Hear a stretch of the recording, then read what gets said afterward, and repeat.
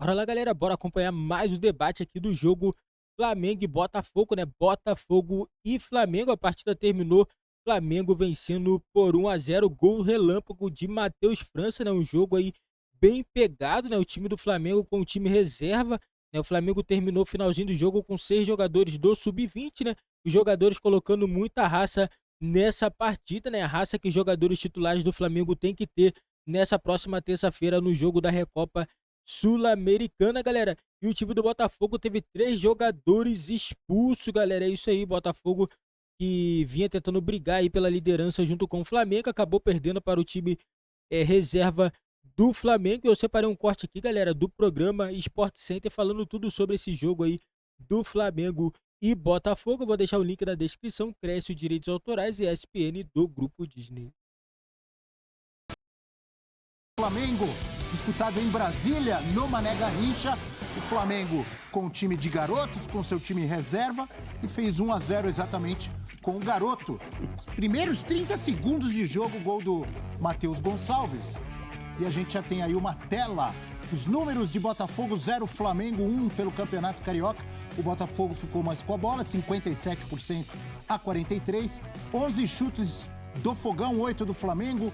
4 no alvo do Flamengo e 2 do Botafogo. O Botafogo teve 4 escanteios contra 1 do Rubro Negro. E temos também o número de rebatidas, 49 do Flamengo e 25 do Botafogo, Eugênio. É isso, né? O jogo, acho que ele caminhou muito a partir do gol marcado aos 26 segundos, para ser preciso, pelo Matheus Gonçalves. Porque muda toda a estratégia, né? Muda todo o caminho do clássico. Embora o próprio gol já tenha sido marcado dentro de um contexto em que deu a saída do Flamengo um passo atrás, apertou marcação, roubou bola, saiu em velocidade e fez o gol. A partir daí, mais ainda. E por isso que a gente vê ali posse de bola maior do Botafogo, né? O Flamengo recua, deixa o Botafogo trabalhar essa bola, mas bloqueia os espaços e o Botafogo gera muito pouco de conteúdo ofensivo. E o Flamengo administra o resto do jogo. É claro que tem momentos, né? Teve gol no lado do Botafogo, teve chegada do Flamengo. O Flamengo poderia ter feito mais gols, inclusive no primeiro tempo, mas passa muito por isso. Um gol cedo permitiu ao Flamengo administrar o resultado, jogando com um time jovem. Não era todo de jovens, né? Porque a gente tinha ali, por exemplo, o Marinho, a gente tinha o Cebolinha, a gente tinha o Pulgar, Rodrigo Caio que voltou. Rodrigo Caio voltando, né? A gente fica olhando, estava até conversando com o Capita, né? Como faz falta ele, não? Que desperdício o Rodrigo Caio com essas lesões, né? Um jogadoraço. Então ele traz aquilo ali. E eu acho que é muito em cima disso. E faltou bola ao Botafogo para superar esse sistema defensivo do Flamengo. Uma bola roubada, capitão, pelo Matheus Gonçalves, o autor do gol, ali no passe do Daniel Borges. Sim, um passe errado, né, do sistema de meio campo do Botafogo. O Matheus Gonçalves acaba em um duelo com o Carly, né? Eu achei que a gente até conversando um pouco, achei que ele errou, porque é uma bola quase no meio campo e aí o Carly vai recuando. Ele nem quebra a velocidade do atacante, que o menino é muito rápido. Então o normal ali é você fazer um movimento meio de frente e trás, sabe? Para você quebrar um pouco essa velocidade do drible e possibilitar que um companheiro seu te ajude na marcação. Mas aí o Carly opta em recuar, tanto que ele faz o chute quase da pequena área. Então, enfim, o Carlos é um jogador experiente, né? Parece que no momento ali faltou um pouco de segurança e confiança para dar o combate como zagueiro, que é o que você espera de um zagueiro, dar o combate no atacante. Mas um gol que, como o Eugênio falou, um gol muito rápido, né? Com menos de 30 segundos. O Flamengo veio com um sistema diferente. O Flamengo veio com 3 jogadores, 3 zagueiros, né? Então jogou o Pablo, o Rodrigo Caio centralizado e o Cleiton pela esquerda. Veio com o Mateuzinho pela direita, com o Everton Cebolinha fazendo uma ala pela esquerda. Então aquele corredor ficou quase todo para ele. Com o Flamengo com a bola, ele abria como um ponta. Mas quando o Flamengo perdia a bola, ele tinha obrigações defensivas para marcar como se fosse quase um lateral. E aí um meio de campo com 2 homens ali, o Matheus Gonçalves na criação e o Marinho pela direita e o Mateusão um pouco mais centralizado. Então, assim, o gol ajudou ao Flamengo, porque é um time alternativo, é um time que não tem tanto entrosamento, né? Tem alguns jogadores que estão tentando buscar espaço, Cebolinha, o Marinho, enfim, o Matheus Gonçalves, que acabou colocando o Matheus França no banco de reservas.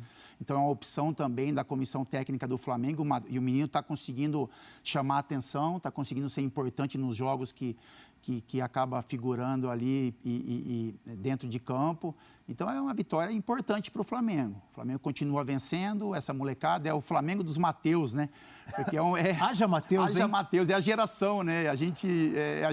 Essa geração, a idade deles, né? Então, a gente sabe que teve muitos registros de Mateus e o Flamengo dá uma prova disso, né? O Matheus Cunha no gol, é o Mateuzinho na lateral, o Matheus França, Matheus Gonçalves, Mateusão. E essa molecada está conseguindo dar um respiro aí até para o Vitor Pereira, né? Se o time principal tem algumas dificuldades, quando essa molecada está em campo ao lado de jogadores experientes, também como a gente falou, principalmente o Rodrigo Caio, o Pablo no sistema defensivo, essa molecada está dando conta do recado, colocando intensidade no jogo, colocando velocidade, que algumas vezes está faltando para o time principal do Flamengo. E assim, só pontuar com relação ao Botafogo, ficou devendo, né? Era mando de campo, era um time que se esperava que jogasse melhor para enfrentar um time alternativo do Flamengo, mas produziu pouco, criou poucas chances de gol, deu espaços para o Flamengo criar algumas possibilidades. Teve um gol no final do jogo ali que foi anulado, né? Corretamente anulado, por impedimento. Uma vitória importante dessa molecada do Flamengo. É importante vencer o Botafogo? Claro que sim, o Campeonato Carioca, mas enfim, mas para essa molecada que está aparecendo, se torna ainda mais importante. Eu não sei se vocês concordam, eu vejo uma importância também em relação ao time, até o pensamento do jogo de volta contra o Independente Del Valle na terça-feira. O time de hoje não tinha nada a ver, os titulares nem no banco ficaram, nem viajaram para Brasília. Mas você imagina, mesmo com o time reserva, se o Flamengo leva uma pancada do Botafogo hoje e acumular com tudo que já vem acontecendo para trás, puxa, já ia ter gente, por isso de repente, molecada, esse time está ajudando, né, o Vitor, né? Primeiro, a confiança, né? De jogar, de vencer alguns jogos, né, dentro do campeonato estadual e aí transmitir um pouco de paz no dia a dia para os caras treinarem e confiança também para essa decisão que o Flamengo tem no Maracanã na terça-feira. Porque é bom lembrar que nem o técnico Vitor Pereira viajou, ele ia para Brasília hoje, né? Treinou o time titular lá de manhã no Rio de Janeiro, mas não conseguiu um voo com aquele negócio de um monte de blocos. Muito bloquinho. Carnaval continua no Rio de Janeiro. Continua. E aí o time foi dirigido pelo Rui Quinta, que é um dos auxiliares lá, comissão técnica do Vitor Pereira. De qualquer maneira, você pensa também da mesma forma, Eugênio, que dá um pouco de tranquilidade para o time que se prepara para o jogo de terça-feira, que, aliás, você vai acompanhar conosco, hein? Jogo de volta, o Flamengo precisando vencer o Independente Del Valle para ficar com o título da Recopa. Eu penso assim, Abel, não é que dê crédito, mas evita débito. Evita um barulho, uma cornetagem maior, é isso? Não é assim, que maravilha, tal, ganhou. Não, assim, se perde é desespero. Aí dá problema, falatório. Como ganhou? Ok. Não fez, a cabeça do torcedor não fez mais que a obrigação, mesmo sendo o time reserva contra o Botafogo. O torcedor não aceita resultado ruim. Então, ok, ganhou. Agora, aí eu vou entrar num outro ponto que eu discutia com o Capita. A gente viu uma boa parte do jogo ali na redação juntos. Sim. É difícil ser Flamengo, né? Ser instituição Flamengo diante dos jogos de futebol. Por quê? O Flamengo, ele tem uma obrigação de ser protagonista em todos os jogos. Pela instituição, pela maneira de entender o jogo da torcida. A torcida não quer apenas a vitória, a torcida quer a vitória com futebol vistoso, atraente, convincente. Ainda mais nesse momento em que o Flamengo tem muito dinheiro, o Flamengo tem capacidade de fazer grandes contratações. Até por isso trocou o técnico, né? Sim. Depois de ganhar 2 títulos do jeito que ganhou. Para mim, equivocadamente, mas essa é uma outra questão. O que acontece? Hoje, o time principal do Flamengo está desajustado. O time não voltou bem desse período de intertemporada. Houve uma troca de comando. A gente percebe que o Flamengo, mesmo no ataque, não consegue render o que rendia no passado. Defensivamente, ainda mais. É um time muito espaçado em campo, que não tem compactação. É um time que não tem combatividade no seu meio-campo e isso expõe a defesa. E, em função dessas questões todas, vem sofrendo uma série de derrotas que são muito duras para o Flamengo.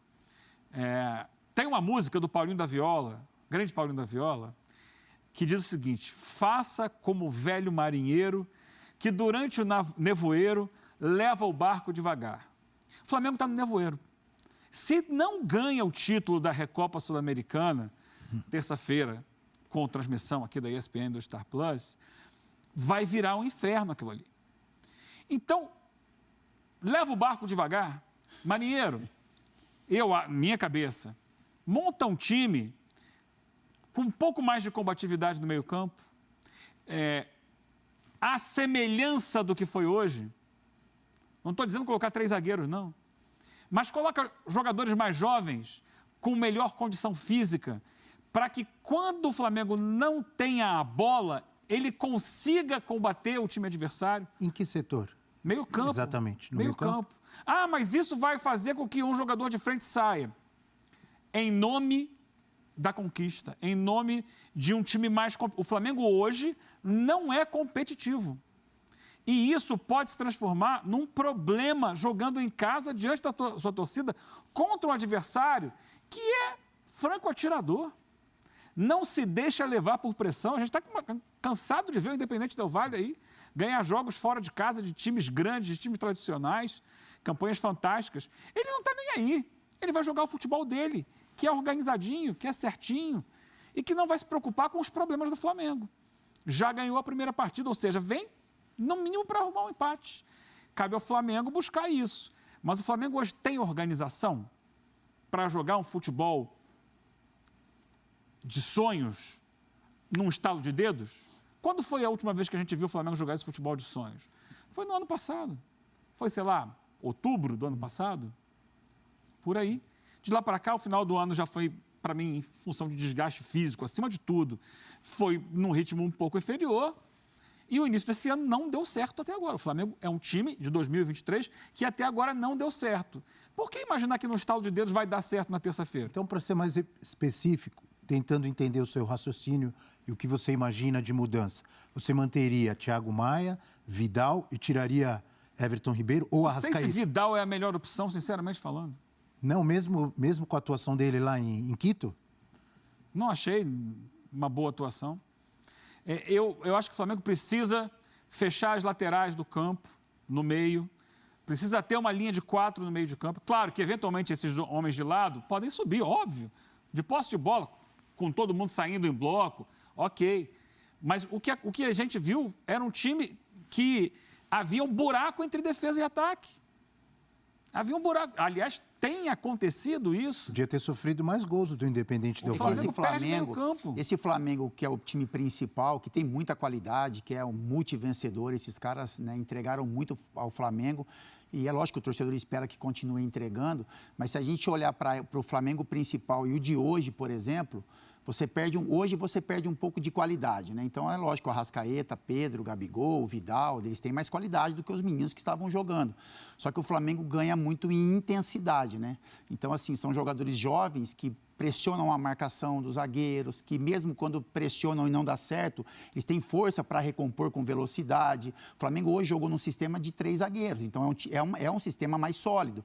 Não estou falando aqui que o Vitor vai ter que fazer isso para a final, né? Não sei se esse é o caso, mas quando você tem um sistema com 3 zagueiros, e aí você tem o Rodrigo Caio, por exemplo, que está voltando de lesão, mas é um jogador que tem uma velocidade diferente dos outros, que tem uma inteligência até diferente dos outros também, as decisões dele são muito rápidas, são tomadas com mais velocidade do que um zagueiro normal, por ter jogado no meio campo, enfim. Então, eu acho que é isso que talvez o Eugênio tenha colocado e que cria essa diferença. O Flamengo principal, com o Vidal, com o Everton Ribeiro, com o Arrascaeta, com o Pedro, é um time de muita qualidade, só que é um time mais lento, ainda mais nesse momento, que a pré-temporada foi feita meio que na forma errada, que o Flamengo disputou jogos decisivos e perdeu um pouco essa confiança, que era um time que tinha tanto, para o jogo de hoje, que é um jogo que falta um pouco na qualidade. É isso que é o que o Vitor Pereira vai ter que achar, em algum momento vai ter que achar.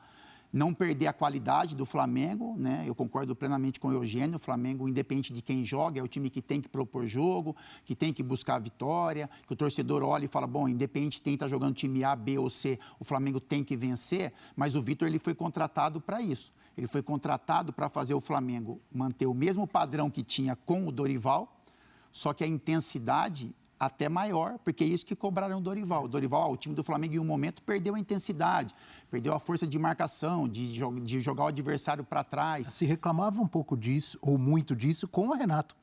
Chegou à final e quase ganhou a Libertadores. Sim, exatamente. É uma pressão que o Flamengo sofre. Então, assim, eu só quero pontuar as diferenças. O Flamengo com o Vidal, o Thiago Maia é um titular do time há um tempo, né? Mas o Flamengo com o Vidal, com o Arrascaeta, Everton Ribeiro, Pedro e Gabigol, tem muita qualidade.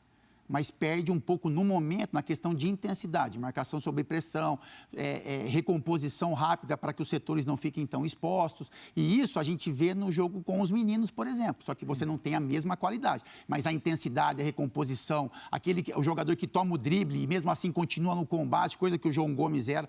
O João Gomes, a gente sente o Flamengo... Por isso que eu perguntei, eu entendo o que você está dizendo, o que o Eugênio está dizendo, é visível tudo isso que vocês estão colocando no time do Flamengo. O grande problema dali do meio para frente, é só nome gigante. Só cara com história, com título nas costas, com a camisa do Flamengo.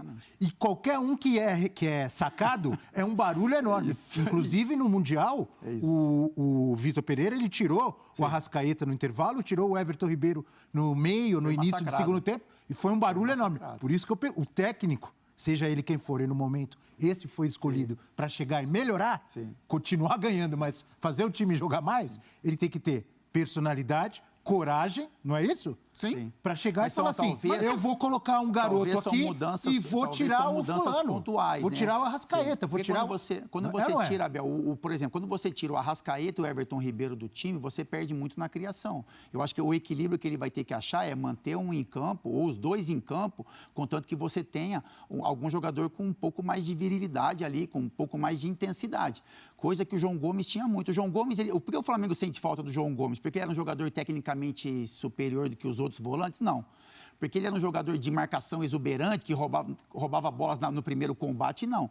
Só que ele tinha a entrega de que o João dava o combate, conseguia recuperar a bola, acelerava o passe. Se ele não conseguisse recuperar na primeira, ele estava continuando combatendo, ele tentando roubar na segunda vez. E é o que a gente viu hoje em alguns momentos, e é o que a molecada entrega. A molecada, ele dá o combate, a idade, né, a juventude, enfim.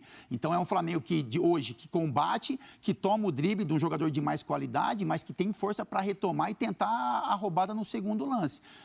É aquilo, Abel, eu entendo...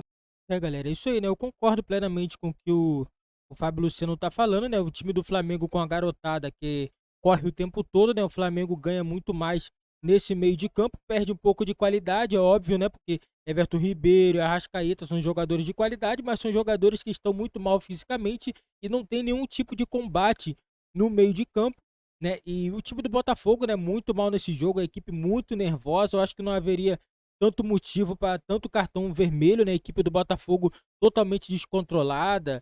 O Joel Carli, o Marçal também, gente, o cara perdeu o controle total aí no final do jogo, né? Tivemos também o Tiquinho Soares também sendo expulso pelo lado do Botafogo, mais uma vez o Botafogo ficando com menos 2 jogadores em um clássico, né? O Flamengo fez um gol aí relâmpago, né? Um gol muito rápido, o Matheus Gonçalves marcando o gol aí pelo time do Flamengo. A vitória mantém o Flamengo líder isolado do Campeonato Carioca. O Flamengo vai ficando com 23 pontos. O Fluminense, que venceu na rodada por 3-0, chega a 19 pontos. E o Botafogo estaciona na terceira colocação com 16 pontos. E o Botafogo agora corre risco de cair até para a quinta colocação, já que a equipe do Volta Redonda e o Vasco também está bem próximo, né? O Vasco joga na rodada ainda, tem 14 pontos, né? O Volta Redonda tem 13 pontos. E com isso o Botafogo pode acabar perdendo essa colocação no término dessa rodada. Lembrando que o Volta Redonda e Vasco ainda jogam na rodada. Caso as duas equipes vençam, pode ultrapassar o Botafogo e jogar o Botafogo para fora da zona de classificação para a próxima fase do Campeonato Carioca. Galera, esse foi o vídeo do nosso canal. Você que está chegando é novo aí, não esquece, né? Vai deixando o seu like, se inscreve no nosso canal e ative o sininho das notificações para você não perder nenhum vídeo aqui do nosso canal.